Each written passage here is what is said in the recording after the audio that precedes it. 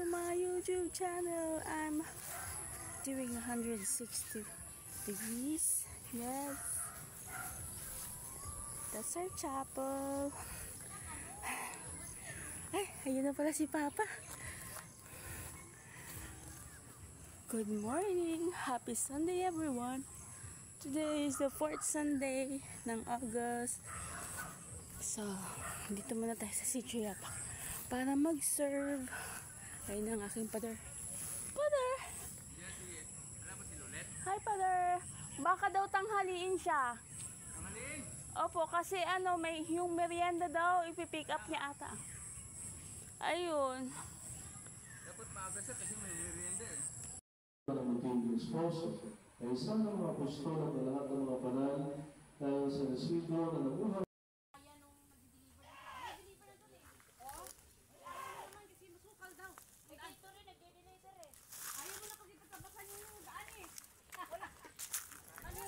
Ito po ang shortcut papunta sa aming bahayan. Mula sa chapel hanggang bahayan. So, pauwi na po kami galing sa Holy Mass kanina. And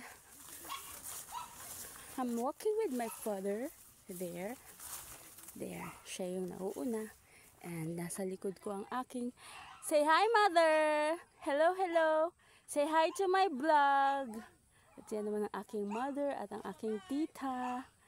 Yeah. So, dito kanina. Hintayin mo na lang, mother.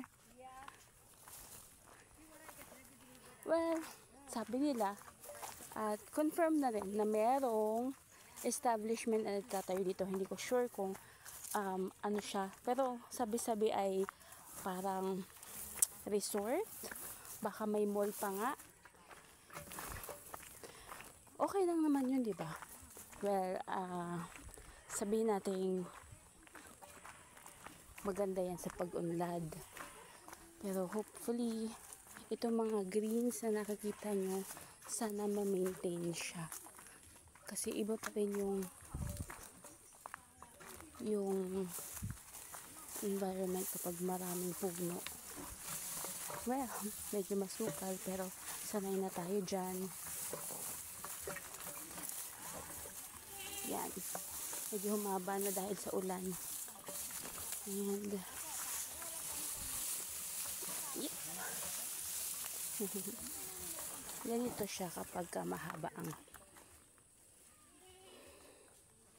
ang mga damo. Pero hindi naman siya actually scary. Tingnan nyo. May mga kambing pa, oh. Alaga yan ng kapitbahay. Yes. Hello, goatee. Padaan kami, goatee. Alright. So, malapit na po kami sa bahayan. I need to end this video na. So, see you on my next vlog. Bye! Our mini lake. Going home. Back to reality.